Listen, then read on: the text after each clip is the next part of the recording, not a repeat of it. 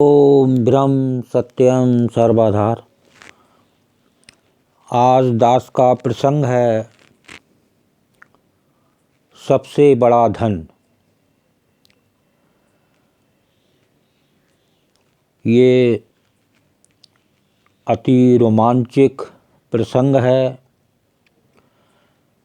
इस प्रसंग को जब पूरा श्रवण करेंगे तो निश्चित ही इससे शिक्षा की एक प्राप्ति होगी कि किस प्रकार का धन एक परमानेंट धन है और जो सांसारिक धन हम लोग इकट्ठा कर रहे हैं उस धन में और एक ज्ञान के धन में क्या अंतर है।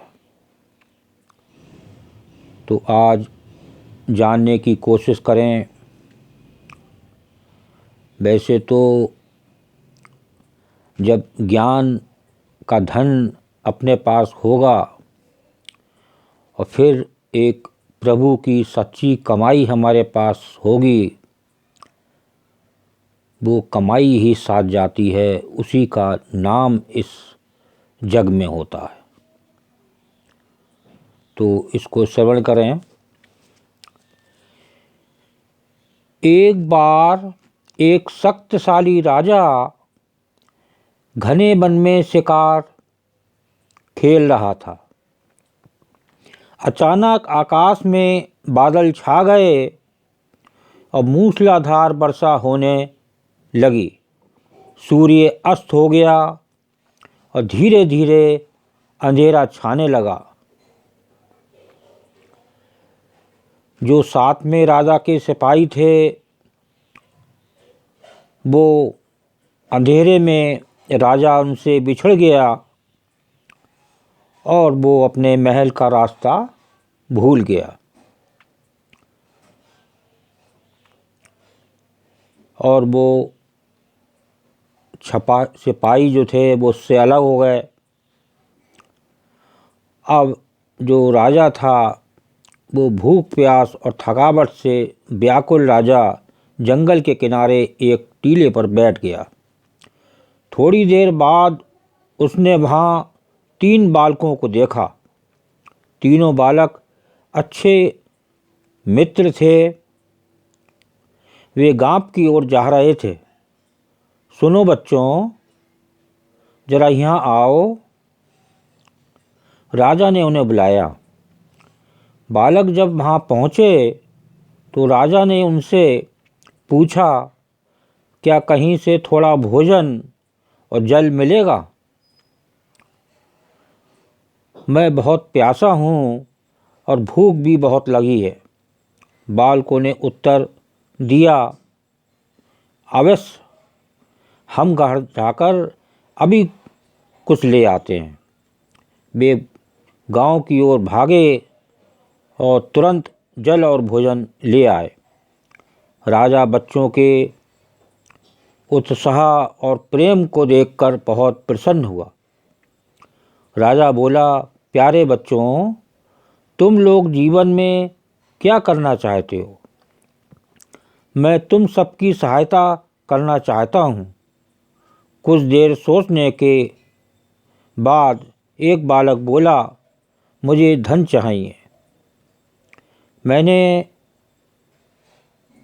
कभी 2 समय की रोटी नहीं खाई है, कभी सुंदर वस्त्र नहीं पहने हैं, इसलिए मुझे केवल धन चाहिए। राजा मुस्कुराकर बोले, ठीक है, मैं तुम्हें इतना धन दूंगा कि जीवन भर सुखी रहोगे। ये शब्द सुनते ही बालकों की खुशी का ठिकाना न रहा। दूसरे बालक ने बड़े उत्साह से पूछा कि आप मुझे एक बड़ा सा बंगला और घोड़ा गाड़ी देंगे? राजा ने कहा, अगर तुम्हें यही चाहिए तो तुम्हारी भी इच्छा पूरी हो जाएगी।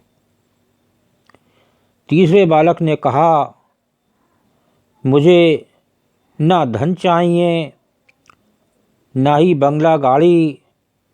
मुझे तो आप ऐसा आशीर्वाद दीजिए जिससे मैं पढ़ लिख कर विद्वान बन सकूं और शिक्षा समाप्त होने पर मैं अपने देश की सेवा कर सकूं। देखिए, ये है असली बच्चे की मांग।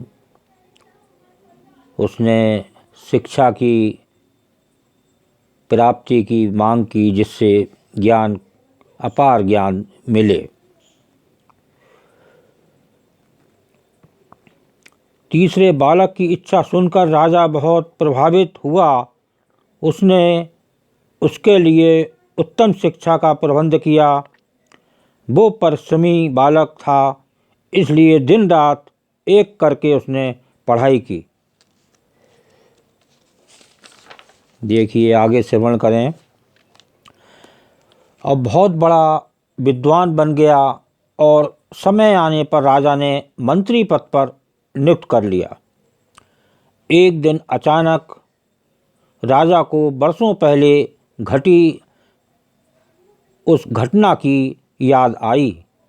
उन्होंने मंत्री से कहा, बरसों पहले तुम्हारे साथ जो 2 बालक थे, अब उनका क्या हाल चाल है? मैं चाहता हूँ एक बार फिर मैं एक साथ तुम तीनों से मिलूं। अतः कल अपने उन दोनों मित्रों को भोजन पर आमंत्रित कर लो। मंत्री ने दोनों को संदेश भिजवा दिया।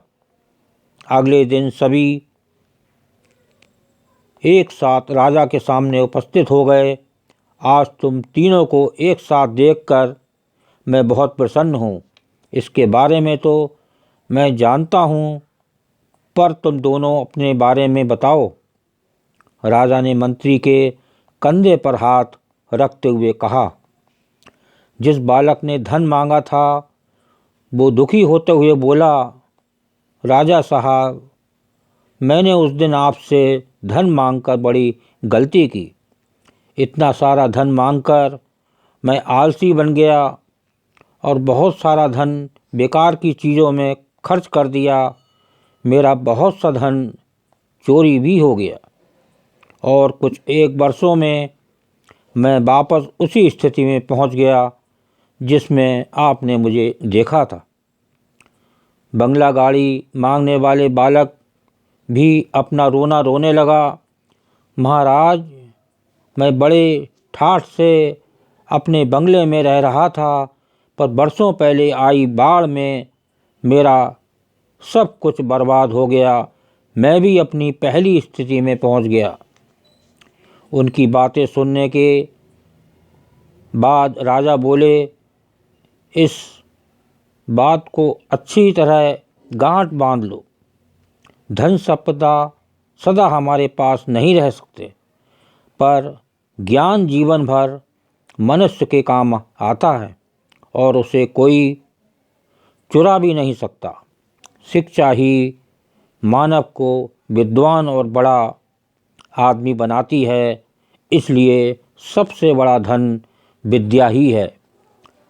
देखिए, सबसे बड़ा धन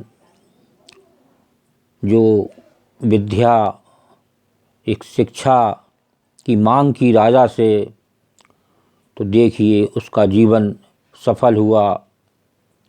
इसलिए इस संसार के जो जीव हैं वो प्रभु से भक्ति मांगें,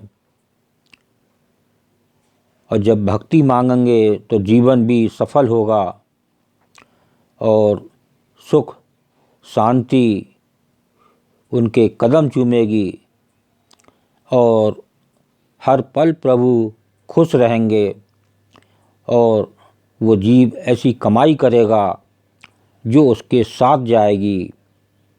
जैसे इस प्रसंग में आपने श्रवण किया कि बच्चे का ज्ञान कितने काम आया।